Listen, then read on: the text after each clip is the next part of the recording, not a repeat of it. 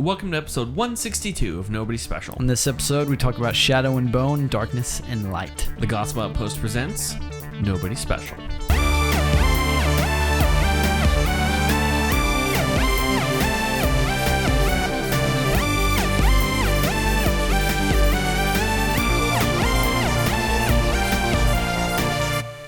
Hey everyone, welcome to Nobody Special, two Nobodies talking about the somebody who matters. I'm Danny, the host and Grisha expert of Nobody Special. And I'm Caleb, you're the host of Nobody Special. This is the podcast where two generations of people are looking to find God in pop culture, politics, and everything in between, all while not taking any of it too seriously. Caleb, we have a fantastic program planned today. There's some new things on Netflix that I'm totally interested in talking about. But first, there's something I need to bring up. There's more. Yes, but first, there's more. Like they say in all those... No. Anyway, I have a little bit of issues with anxiety. A little bit. Mm-hmm. Uh-huh. And do you know what's not helping it? What? Over the weekend of May the 8th is kind of the first day that this could impact people. Mm-hmm. It's possible a spaceship will just fall out of the air and kill a bunch of people. No big deal or anything. Anyway, moving on. It's not always a risk whenever there's a... No. Are they launching over land? No, they already launched. So China's space program, they launched a rocket with not a big plan on re-entry. And they're like, yeah, it's going to come down somewhere. Come down somewhere. Yeah. No, they don't know. That's great. Yeah, At least you'll probably see it Hmm? before you die. So the experts, because I've read a couple articles on it, because I'm like, well, that's terrifying. They'll know within a couple hours about where it's going to be, so they'll be able to evacuate as best they can. It could come down as early. Evacuate? What the crap? Yeah, it's a full spaceship falling from space. Again, not a real big re-entry plan from China. What if it's like New York? What are they going to do? Funny that you should say, because based on the trajectory, it could either be New York or I think even LA is in the path of could be. I think God is really trying to say something right? here. What in the name of God's judgment is going on? Spaceships are falling from the sky, and I'm not claiming this is a sign of the end times. No, it is not. Danny's going to sip his thing like he does. It's a long sip. Hey, but, I think there's something to be said about New York and LA. That's really mean. I would not want that to happen. That would be bad. That would be really bad. Yeah, so, But it's going to be over America? No, they don't know. It could fall as early as Saturday. Let's just hope that somehow, by percentage, ultimately, it will probably fall in the ocean, is the majority. So the weirdest part about this, as if it's not already really weird, this isn't the first time this has happened. So they had another case where parts of their spaceship were just coming down from space, and it hit the Ivory Coast a little bit, did a lot of damage, that kind of stuff. So this isn't even the first time. What is the Ivory Coast? I think that's in, I want to say West Africa. Okay, that's right. Yeah. I think that's correct. But yeah, it damaged a whole bunch of buildings. Yep, West Africa. Sorry. A Côte d'Ivoire. I didn't know that. It damaged a whole bunch of buildings, that kind of stuff, just because it wasn't big pieces. But how is this happening? And why was it China before too? Yes. It's kind of embarrassing for them, and also, how are they allowed to just let that happen? Well, or is it on accident? Is it on accident? Well, I mean, was COVID on accident? Is it on accident? Just kidding. I don't even believe that. Because they essentially pulled an Ocean's 12 where they got the plan to get in, but then ceased to have a plan to get out. And they're like, nah, success. We're going to be fine. So, like, they just... Is it on accident? I don't know. It's that kind of a middle ground. I think it's just negligent. So when is it supposed to, like, hit? As early as Saturday. Oh, my gosh. Yeah. They don't super know, and that's kind of the problem. Is like, oh, it could be anywhere. Hopefully it's in the sea. It could be over New York, though. But I was thinking through, it's like, so why didn't anyone stop them? I'm like, how do you stop someone from launching their own space program? You know what we would need in order to stop something that could affect all countries? A space force. No, I was going to say a universal government, but... No, Space Force. Space Force. It's time that we take this battle to the skies. Pew pew! So here we send up 4 rockets into the general vicinity in a square formation. We have a giant net spread across all of those rockets.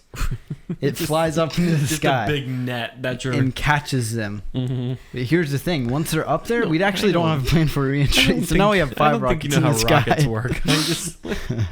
Because I was thinking is like so you can kind of do military sanctions, or not military, but like governmental sanctions. You could do that, absolutely. But like those aren't enforceable.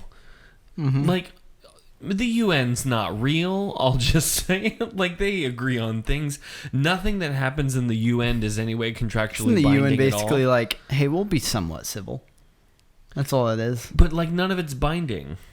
Right. So, like, you can agree to anything and then bring it back to the president. The president's like, well, we ain't doing that crap. Like... I mean that none of it's binding. So like, what are they gonna do? UN inspectors like, hey, are you guys trying to go into space again? A lot of people died last time, and they can be standing in front of a rocket about to take off and go, nope, and like, okay, I gotta take your word for it. So like, then do you? And because I was thinking through this, and this is a ridiculous kind of thought I had. Do you do a military intervention to stop someone from having a space program? And how messed up is that? Yeah. Because it's almost like space programs are almost like cute in a way. And it's just kind of like sad. Like you're like taking away China's toys. Well, so part of it is they're barred from the ISS. So at some point they just said like, fine, then I'm going to make my own space station. And so that's part of the thing they're trying to do is get all the pieces up there to make their own space station. But like the reentry plan, kind of problematic. Yeah. Right. So anyway, that's kind of like messing with my anxiety a bit of like, I could just like, as far as Elon Musk's over here just landing rockets. Right. But like, you know, automatically, you know, they're taking off and landing on their own. He's actually come pretty close. Did he do it? What, landing on their own? Yeah. Yeah, they've been landing on their own for a while now. No, I mean, but like upright? Yeah. No, they like exploded. No, it's been unmanned rockets. Like, yes. For like 2 years now. He's been doing that. I don't think that's the case. Yeah, it is. There's been literally not 2 years, but like a year he's been doing that. Or maybe not a year because COVID started happening around this time. Huh. All right. Yeah. I thought they do it on recent, ships. Yeah. Well, either way, that's pretty cool. So yeah, he's just in China's like, we don't know how come down except fast. Thanks, China. I was about to make a really bad joke. They know how to invent fireworks, which don't come down. This podcast is definitely banned in China. Like, there's no way it's making it through the Great Firewall of China. So, thank you for all that you've given us for the past year or so. Like, how much things do you have to, like, just so wildly screw up before someone says, like, hey, stop? Like... Stop! You released a pandemic due to negligence, you know? Yeah. Like, and then tried to say it's because a dude ate a bat. Like, No, he didn't. Like, there have been people who have escaped out of there that have come out and said, like, nah, it was at that lab. Someone walked out with it or something. I'm like, oh my gosh. So there's a lot of negligence that I feel is detrimental to the health of the world. But if we haven't clarified this already, I feel like we should. Me and Danny are not talking about Chinese people. Okay. We are talking about the CCP. China government. Okay. Right. Just clear that up. Just because people love to, No, I'm talking about the negligent Chinese government who seems bent on destroying the world, but like one spaceship at a time. One spaceship at a time. One spaceship at a time. So, and it can be really difficult if kind of like things are just falling from the sky and getting progressively darker in the world. Mm-hmm. Speaking of darkness, there's a new show out on Netflix that how'd I do? Is that fine? I was going to let you have it, and then you ended it yourself. No, it's fine. I knew you wanted to kill it, so I wanted to help you out. It's fun. No, but kill your transitions. No, I was going to try it again. Through them, like this. There's there's transitions that you like to do, and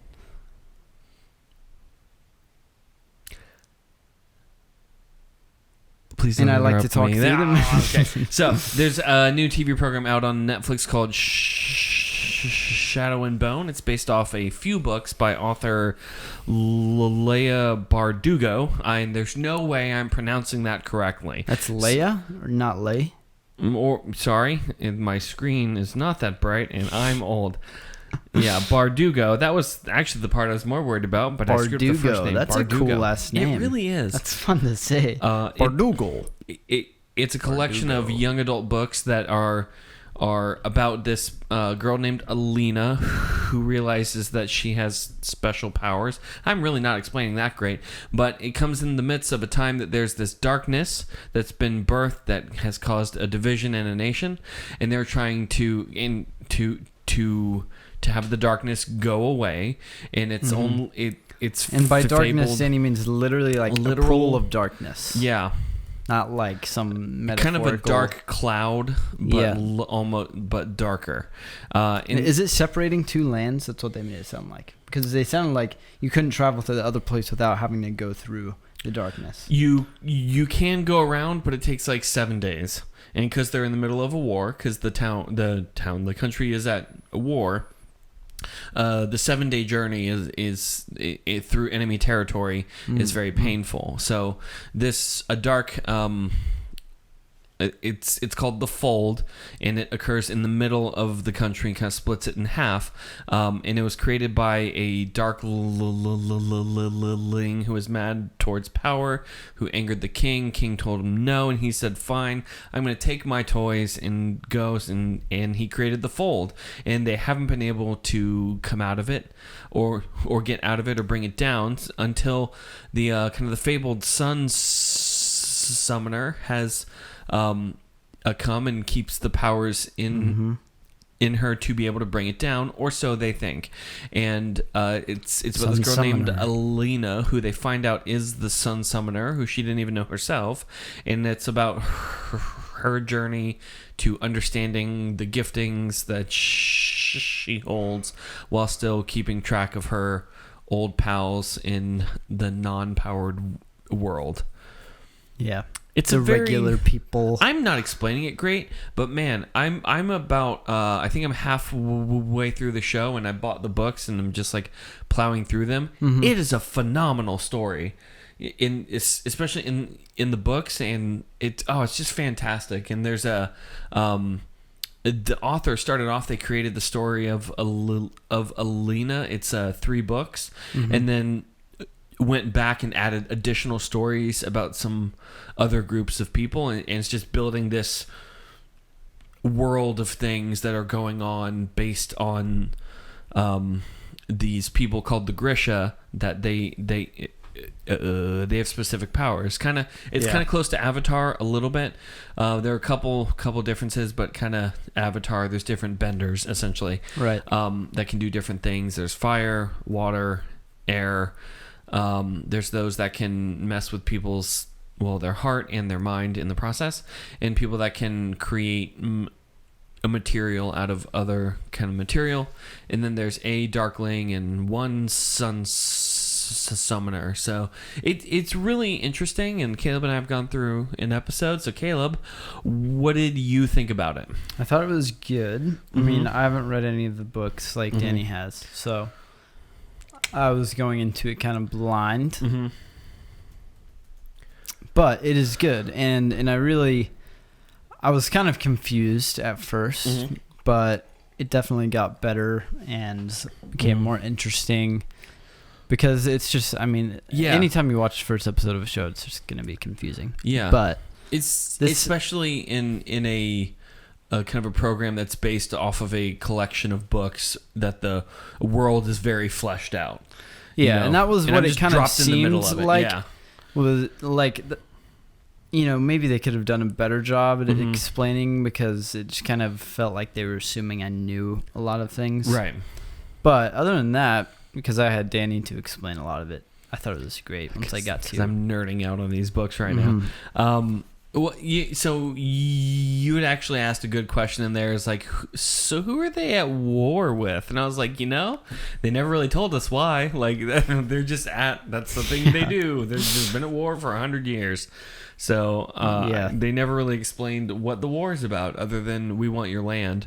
But right. I mean, there were a couple of things that kind of stood out to me is pretty cool.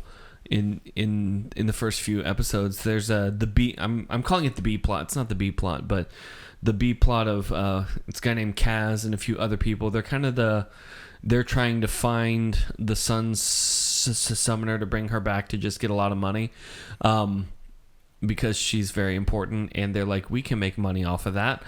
So dope. But they're a great group of characters that their story gets brought out a bit more, and I'm thinking they're doing this thing between the darkling, kind of contrasting the person that brings out the darkness, because he's good allegedly, and Kaz, that is kind of coming off as he's trying to kidnap the good guy.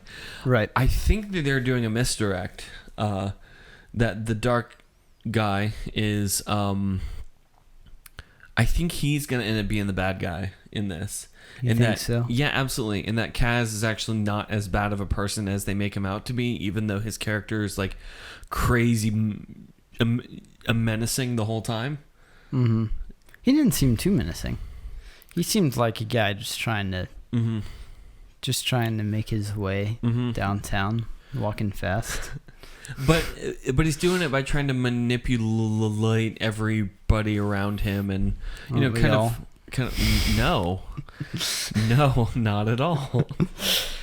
He does seem kind of menacing. But I kind of thought he was a tad charming at the same time. Maybe there's something wrong with me. No. I mean, he's absolutely charming and also menacing. He's.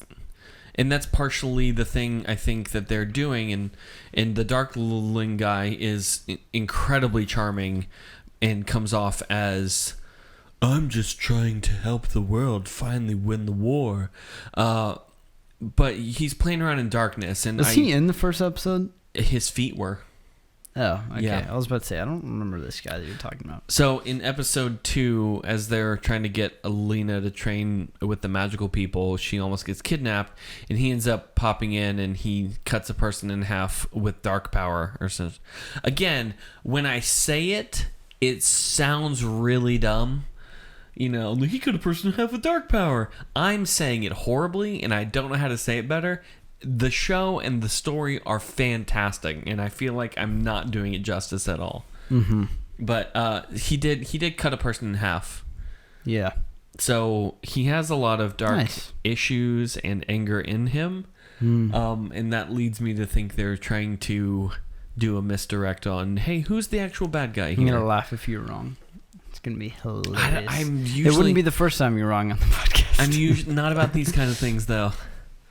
Not about I tend to be pretty good at this. You take pride, huh? I do take pride in this. He's a misdirect. Interesting. I mean, my actual theory is he's the guy who brought on the fold, even though they're like, it was his great grandfather. I'm like, nah, it was him. Oh, he's related to the guy? Yes. Oh. Yeah. But I actually think it was him. Anyway, but How long's the fold been there? 100-ish years. How old is the guy that you think opened it? How old does he look, I should say? He looks about 30. Oh. Yeah. But the dark power renews his age. You're not far off. The use of power brings them rejuvenation. Oh. Yeah. So that's nice. Not only do you live get longer, cool powers, yeah, you're just better than the other people. You just are. So that's actually a big part of the story, and even in the books they get into is this idea of classism is very prevalent all throughout this, because the normal people, they hate the Grisha, the people that have the powers. They hate them. They can't stand them, and the Grisha think they're better than all the other people. They have their own tents, their own food. Mm-hmm. They're very elitist, and this is part of the appeal of Alina, that coming out of this peasant background, peasant orphan, and getting brought up to be a Grisha, even though they tend to spot them around 8. It's this conflict of, this is a person that all they understand is being a peasant and being an orphan, right, that is now thrust into a world they don't belong in, and kind of the juxtaposition of that is actually a really big part of the story. Yeah. That I actually think is really important. That is cool. and good to kind of think through these things of, am I, just because I have different abilities, does that make me better than another person? And just the way that people treat other people becomes a really important theme all throughout this. Yeah, that's good. Mm-hmm. See, and I appreciate when stories do this, that they get people to think about things without cramming the message down their throat or being preachy about it. Do you know what I mean? Yeah, for sure. I mean, like Black Panther. Black Panther definitely made a few political statements in there and got people to think, but it never felt as if they were trying to preach at the audience. They were telling a compelling story that was understandable and connectable, and that made people think in the process. Mm-hmm. And this is doing the same thing, especially towards classism and darkness and light and all that.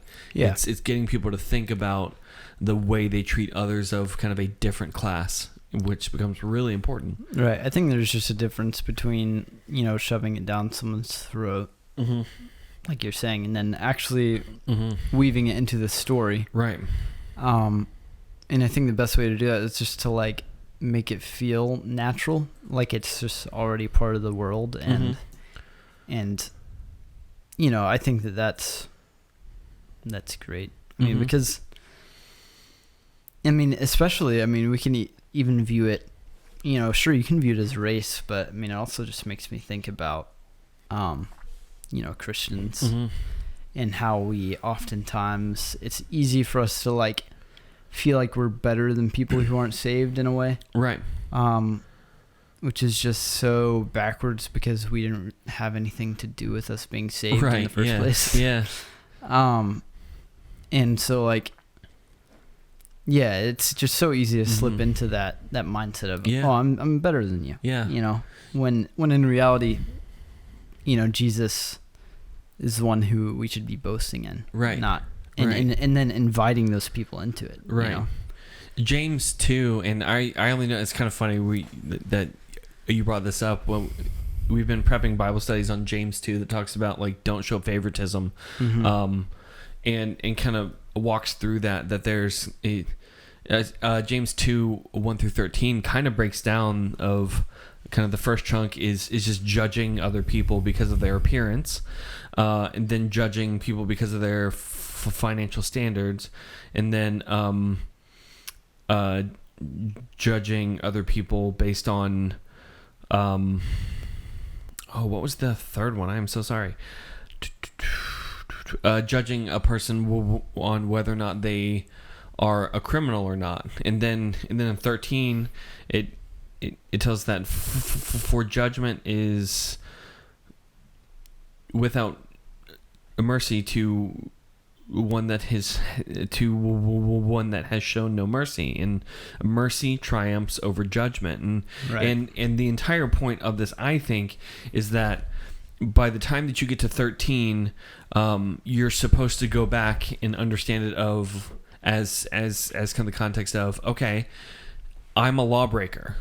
So if I'm going to judge people based on whether they're a lawbreaker or not, I've gotten a mercy that I need to understand is a mercy, and then go back to, okay, I'm poor, and I'm not going to judge people based on if they're poor or rich, because in Christ or before Christ, I was absolutely poor and destitute, and it's only in Christ that I'm able to be rich. Right. And then going back to judging a person based on appearance. Well, our appearance before Christ was decrepit, marred by the effects of sin, and in Christ is given to perfection. But it's this idea of a mercy, and that's our standard, is to give others a mercy and grace instead of to give them judgment. Yeah, I mean, and even tying this back into like Shadow and Bone.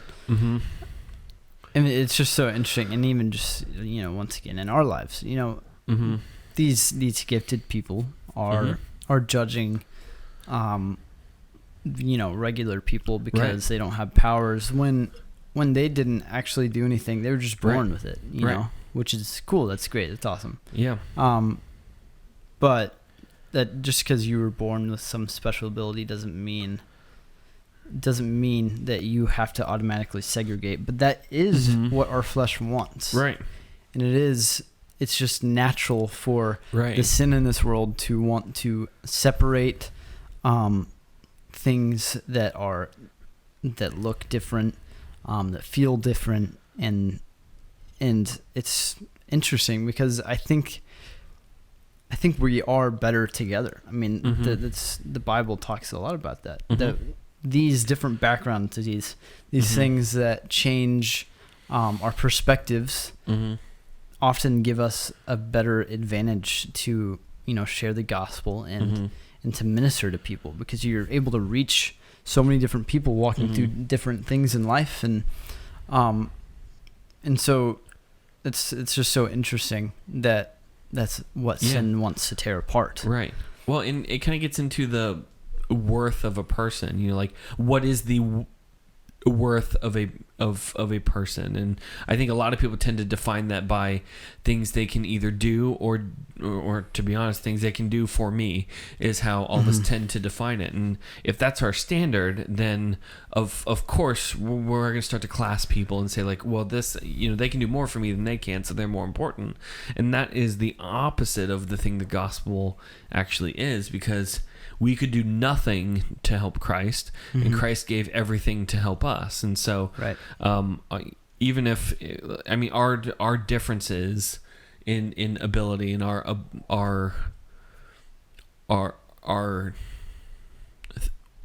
the things all of us are able to offer in comparison to Christ are essentially nothing. And that's the part I think we, as all of us are trying to class people and kind of go, well, this is a VIP guest and this is a very VIP guest, we lose a lot of track of the gospel. It's such a fine line, because with you even bringing up that, like, what can you bring to the table is just such a worldly question. Right. And it's kind of scary to see how that, has bled into churches in a way, and into Christianity, because although we might say, we value people who can do stuff, and I don't think there's anything wrong with it, as long as you understand. I mean, you as the person providing your skill set, whatever you're doing in life, you have to acknowledge that you can't do that without Christ, because you can't. You genuinely can't. And then also, than like the employer, I guess. As churches nowadays, like that's where I'm saying we've often bring in this business mindset where it's so difficult, because then it's hard for us at like the church, and I'm sure you're more on the side of this than I am at all. I'm not even on this at all. But where you're hiring people and you have to look at people, and it takes, I'm sure, a bit of trust in God if you're doing it right, to know that like, like I can't purely judge this person based on their work ethic. Like I need to judge them on their relationship with Christ and how much they lean on Him. So for hiring a person, that you actually take it into account both, because you're not going to hire a person who's unqualified to the job, because that's not a way to hire someone. I mean, do you know what I mean? If the sky opens up, a dove comes down from heaven and says, "Hire Gary," then then I'll hire Gary. But you do need to be good stewards of the thing by hiring qualified people. But also, you do have to ask, how are you in Jesus? Because if they can't pour out of an empty cup, essentially. Right. The place that, classism, I've watched them, most of it occur, and this is in other churches, it's not actually churches I've been at, is in giving. There are churches I'm thinking of that they have a special VIP entrance, and the first time I heard that, I thought it was a kind of a kitschy, it's like, well, because we're all VIPs kind of a thing. No, it's a VIP entrance. Yeah. And I'm like, find that point in the Bible where you think that's okay, where that any part of that comes out as okay, or the times that and gosh, this has happened to me a couple of times, that I've been passed over for any kind of attention, consideration, or anything, because I'm not a big donor at a thing. Those kind of donor type parties, I think, you can so easily fall into the trap of James 2 of like showing favoritism to people because they're rich. There was a hold on. Am I allowed to tell the story? Yeah, we're gonna go for it. Enough time's gone by.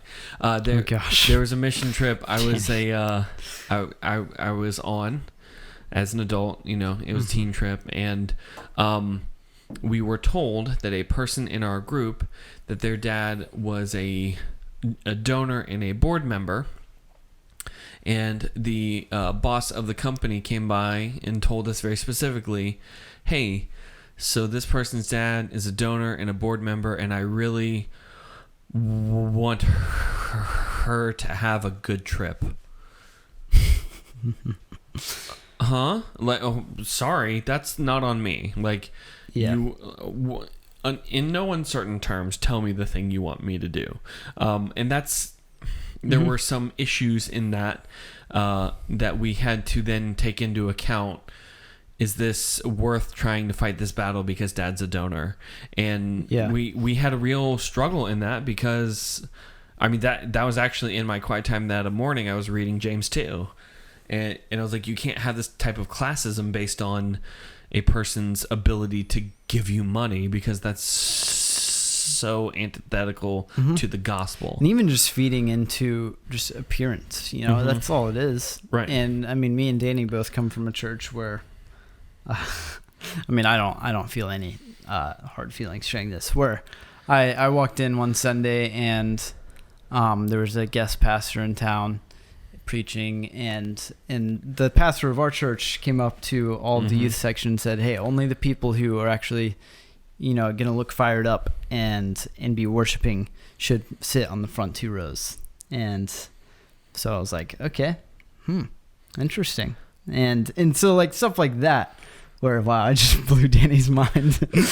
I didn't know we were going there. But stuff like that, where it's just so backwards to like, you're just feeding it an appearance for what, you know, like it's, people might worship different. People might, like like you said, you shouldn't cater towards right.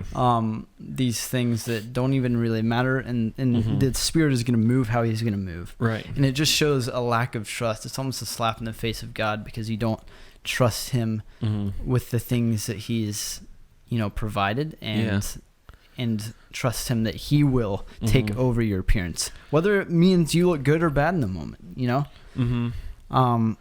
And it's it's so interesting. Yeah, there comes a point where, for the sake of the gospel, the P&L statement is gonna look bad. And I do think I don't know. I'm still trying to flesh out this thought too. We're so far off our notes, but we're just going for it anyway. There comes a point where I think you have to be willing to bet the farm to do the thing that God called you to do.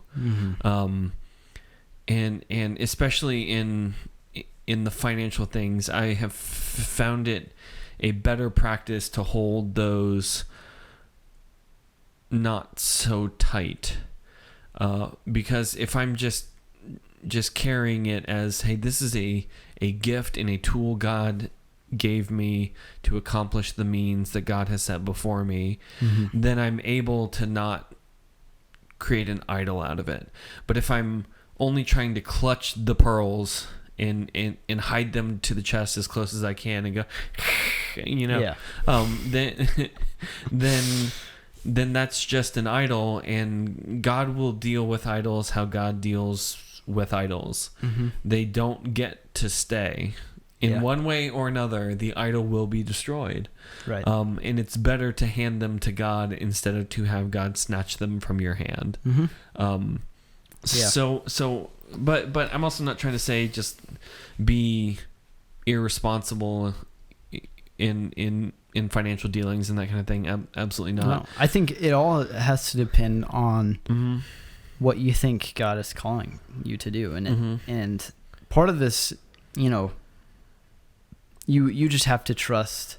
We as Christians just need to trust God in the sense that you need to trust Him, whatever that looks like. He's calling you to in the moment. And then when other Christians are looking in on that, if it's whatever it is, we just need to, as Christians looking at that, not judge them. It's just a whole. It really is why the Bible is applied to all Christians in the sense that, we really just need to stop being pesky and trust God with everything. And it sounds really, easy to say. But it's not easy to do. It's not. No. Yeah, that's been the most difficult part is like and again, I think if I'm trying to grasp all the things and hold on to them, then I'm not trusting. But if I'm just kind of keeping them and understanding their order, that this isn't, it's not above God. It's from the outflow of God that things get a little easier about being able to not create idols out of them. So,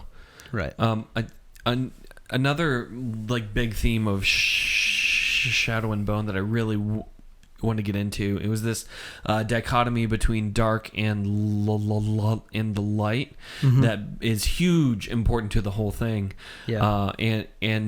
And to, I mean, I got the pastor background, so every time I'll just be going through the stuff, be like, that I can use that. What's up? Like that'll preach. Let's go. Light, dark. Well, and it's so clearly obvious. They're dealing with a literal problem of darkness that only the light can chase out. I'm like, I don't even gotta preach, y'all doing it for me. I just got a hype man in the back. Amen. I said amen. But in First John 1 through 5, and I appreciate John a ton because John does this all throughout the Gospels and in First John and Second John and Third John. that there's this dichotomy between dark and the light that becomes very crucial to John's theology. So John 1:1-5. Caleb, do you want to give that a read for us? Yeah. In the beginning was the Word, and the Word was with God, and the Word was God. He was in the beginning with God. All things were made through him, and without him was not anything made that was made. In him was life, and the life was the light of men. The light shines in the darkness, and the darkness has not overcome it. So probably one of my favorite parts of the Bible is that part there in verse 5 where the light shines in the darkness and the darkness has not overcome it. There's something very poetic and beautiful about that I've always appreciated and enjoyed. Yeah. Because it's this age-old struggle that John is putting out between good and evil. But it's also putting in perspective of an evil literally doesn't stand a chance. Right. Because during the time there was nothing, there was God. Yeah. And that is a sentence I think as Christians we tend to take a little bit for granted. Like when there was nothing, there was still God. Because even thinking that we try and put God in a thing to contain him, and you cannot. Right. So I mean, I've tried to picture so God's just like floating before he made the throne. Like, no, because he's not floating anywhere. That would imply there was a thing containing God. So to have birthed out all of creation. He is existence. He is. And that's the part that gets really difficult to think about. Because you can't comprehend it.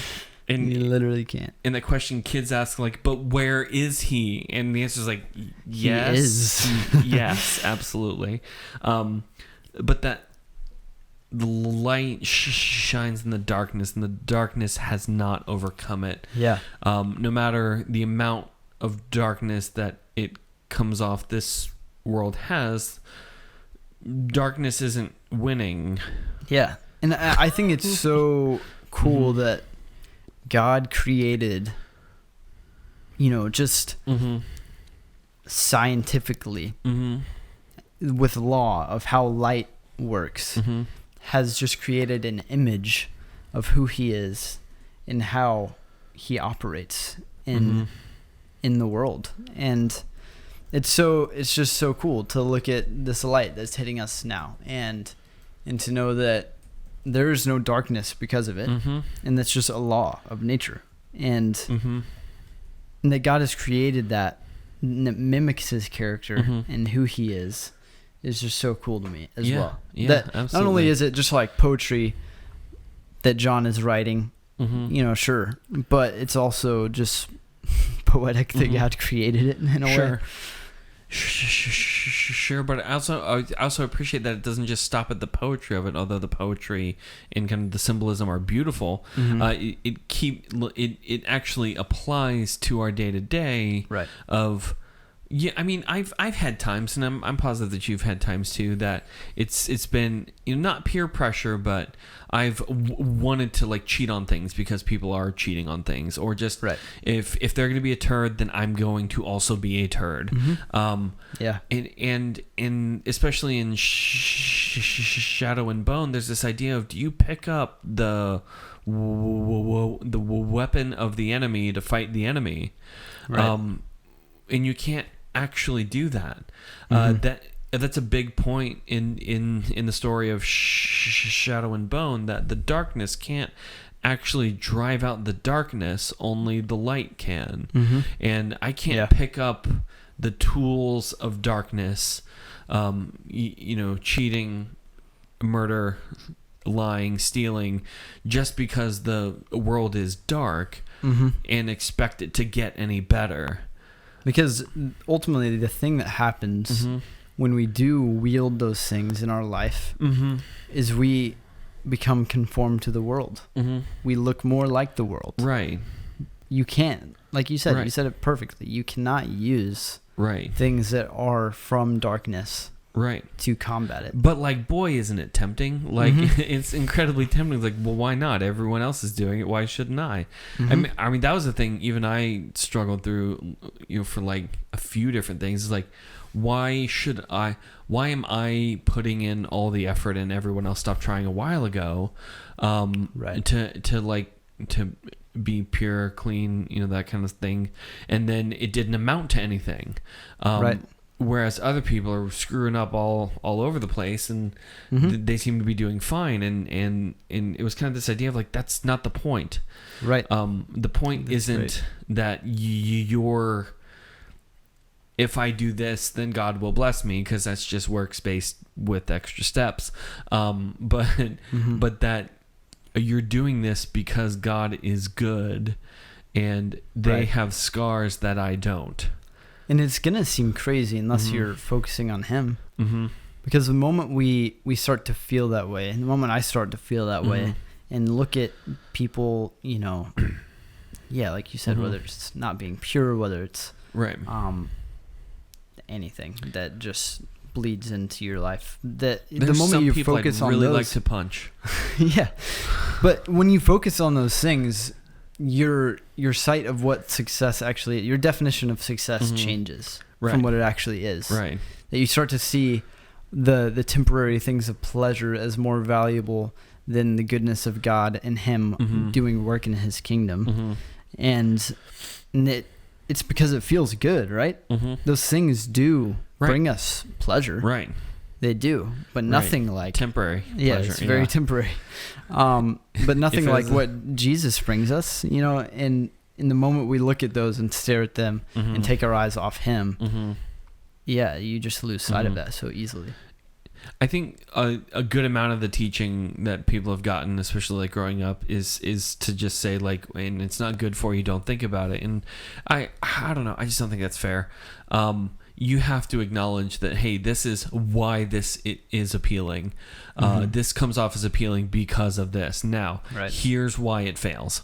And to be open and honest about that. Or, I mean, even Christ did this. He said that you have heard it said, but I say, and kind of contrasted the kind of the moralistic teachings and expounded on them in the Sermon on the Mount. He said, I know that you've heard it said this, but hey, let's actually take it another step. That like, this is the actual standard, is perfection in me. Right. And I don't know, people that preach is like, well, because sin's not really that fun. It's incredibly fun. Yeah. Like, it's so much fun, it'll ruin your life. Like, that's how fun it is.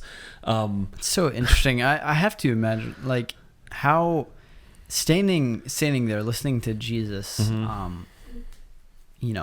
preaching the Sermon on the Mount. Right. And he's saying all of these things, completely changing the game. Right. And then for them, don't even have angry thoughts in your heart. For us, we have the whole Bible to look at, and we can make sense of what he's saying then. But they didn't happen immediately. Yeah. So how scary that must have been. You're like, wow, I am he's kind of going to hell. Yeah, I mean that's part of the Sermon on the Mount is the standard of holiness is so unattainable on our own. I think that was the thing he was trying to get at, is like, all right, I know you've never murdered anyone, but have you had an angry thought in your heart? I mean, the problem isn't the action of murder, it's the darkness that appeared in a person's heart. Right. And I can't get the darkness out by adding a different kind of darkness. These are the problems I have on people closer to, or not people because they're not real, but the Punisher. At some point, you have to acknowledge he's not really helping. Right. I'm killing murderers. You're just a murderer. I mean, there is a point where you're trying to fix the darkness by adding more darkness. Right. Or just a different darkness or a parallel darkness or something. And I think that is not the ideal, especially in Christianity, to people that go like, that's my hero, is the Punisher, or this person that does terrible things. This is the problem I have a Deadpool is that as a character, Deadpool is very appealing to me, and I think he's very appealing to me for all the wrong reasons. Of no accountability, just does the thing he has to do, creates his own path and all this, and I'm like, I like that, and that is the most dangerous place for me to be personally, right? That I have to be cautious of trying to idolize Deadpool or those people that just go chaotic, even if it's to accomplish a good thing, only because they're doing it through a means of darkness, to be honest. Right. And to really just, churchify that. It's because the only thing that actually genuinely helps in this world is Jesus. And is the light. It hurts me to say that. Yeah. Especially within the context of Deadpool. But because we look at the Punisher, we look at Deadpool, they're murdering, they're killing. Daredevil's at least Catholic. Sure, if from the worldly standard of things are good if people aren't dying, that's great. But from our standard, we're already dead, and we bring life in a new way through Jesus, and so it's so just backwards from everything the world believes, right? And that's it's hard. That's what makes it so hard, right? I was thinking about something close to this today of, a bad thing had happened to a friend of mine, and to be honest, I was thinking we should get revenge on that, and then I was thinking through okay, hold on, so let's just process this a bit. If I go hurt this person because they hurt this person, now they're going to come hurt me. Or a person's going to come and hurt me because I hurt them, and then someone's going to go and hurt them because they hurt me, and someone's going to go hurt that person. It just, pain begets pain. Right. And I think that's part of the thing that John talks about all throughout the Gospels of the light is chasing out the darkness, because it appeals to our flesh, but in the end it's just pain begetting pain, darkness begetting a darkness. To break the chain, you bring in the light of God with grace, mercy, and forgiveness, even though it is so clearly not earned or not deserved, that you don't push that against another person, even though you have every right and reasonable expectation to that the pattern changes because it's appealed to a thing that's greater than us. Right. And we don't get it unless we see it, that the light changes what everything that we see. And because the light, I'm just trying to verbally process here too. For me, at least, I'm sure people can relate. I don't view things through a gospel lens unless I'm focused on God. And so you can't make things, you can't view things in a gospel mannered way if you haven't seen the light. So that's why it's so important to, like you're saying, that's why it changes things, is because the moment it enters the scene, and just the way the scientific law works with light, it automatically scatters the darkness. Something is going to happen when light interacts with darkness, and it's never going to be darkness overcoming the light, like he says. Right. It's always going to be the light overcoming the darkness. And I think that's probably our most profound kind of a fear that all of us face as Christians, is that we turn on the news, we scroll through Facebook, any of that, and think that darkness has won. I think that's our profound fear, and our hesitance to come out of the darkness is kind of the fear that it's already hopeless anyway. Right. But all throughout Scripture, from beginning to end, is this idea that No, God's over it all, and the darkness will not prevail. Period. And to view things through that type of a hope, even if I don't understand or know the outcome, I'm able to, this is a crude wording of it, give it a try, because I know that God is more faithful than my ability to understand. Right. That's great. And I think, I mean, like you're talking about, like what I'm talking about, where are those things, what are you looking at, in life? Where are you putting your hope in? What do you, and I think the news is a great thing you brought up. If you're looking at that and it's causing fear, I genuinely think it's because you're not focusing on Christ. Like, what are things that you can change and switch out to help you focus on Him more? If that means don't watch the news until you get over that and trust God in those circumstances, then don't watch the news. Because for some weird reason, we like to watch the news and it makes us feel good, even though it makes us scared. Because I don't know why. For some reason we like being scared in some weird way. I don't know how to explain it. At least that's true for me. Where for some reason I find comfort in looking at what's going on in the news, even though it doesn't bring me comfort. Right. But I have I know what's going on in a way.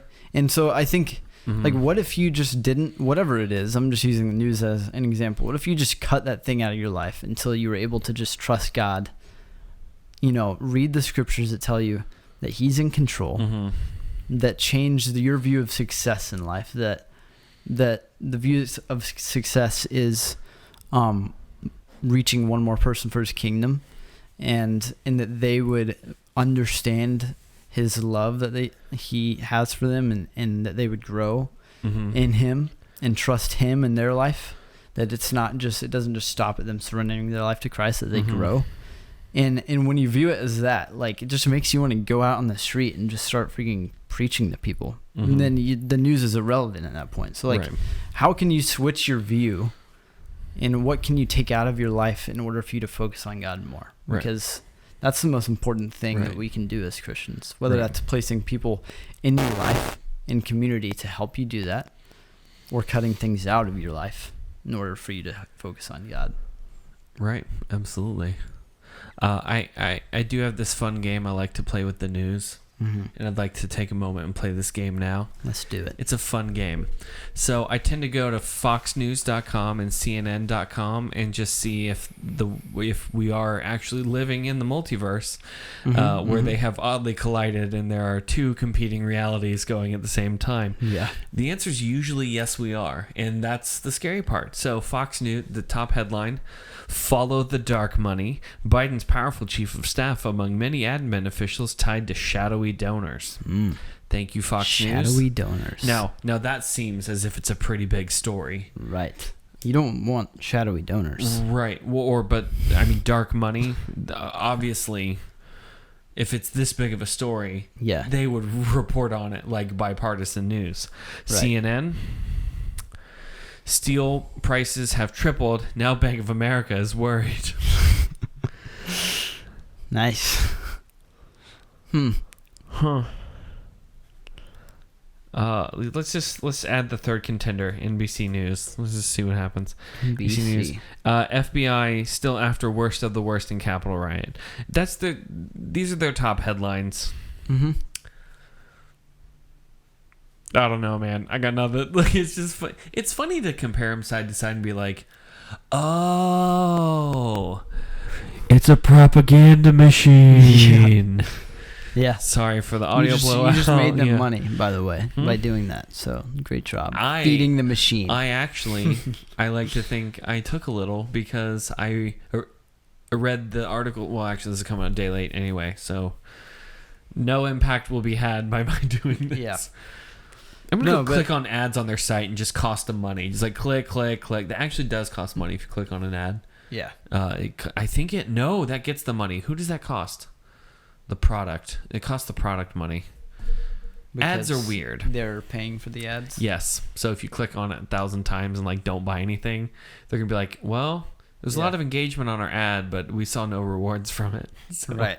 Yeah. Oh. But I mean, it's a good point that this world is constantly spewing.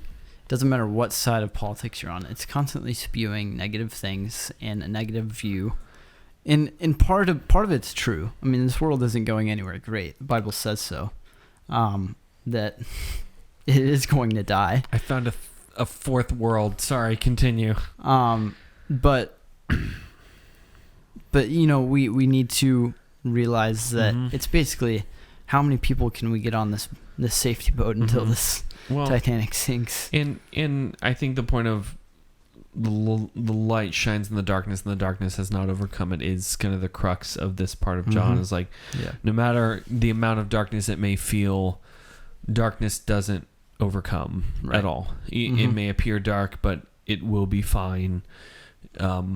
Carry on, power through, keep not optimism, because I think optimism is just like we know how I feel about positivity YouTubers, and that's where I put optimism is in that category. Yeah. But a hopeful, God-centric optimism because darkness has not prevailed and it's not going to. So right. And what is darkness? Chill. I think that does that mean that you aren't going to lose your job? Does that mean you are going to be financially stable? Does that mean that you won't die? Does that mean that you and your family will be safe? That doesn't mean that, Ultimately, darkness is primarily a spiritual thing, and that's what God cares about is your heart, not your circumstances.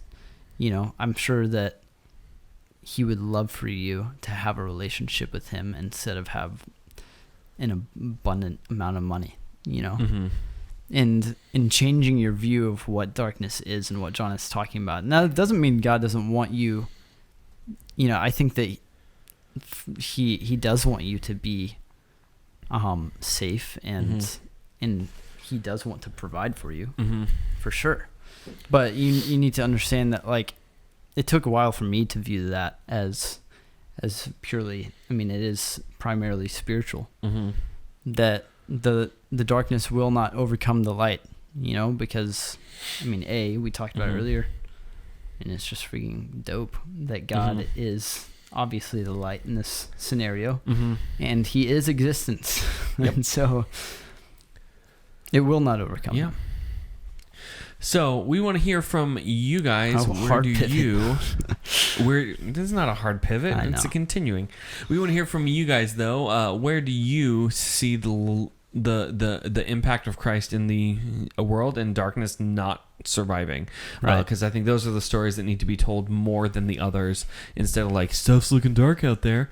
Okay, it doesn't matter, it doesn't win anyway. So we want to hear from you, and there's a couple avenues that you can do that and tell us, and maybe we'll be able to go through a couple of them on the show. First is go to thegospeloutpost.com/nobody special, form at the bottom of the page. You know how forms work. Do the thing. There's 3 different options. Say hi, ask for advice. No one has anyone taken us up in the advice one? No. Hey, if you're still listening, ask us for advice. We are obviously the wisest of them all. Yes.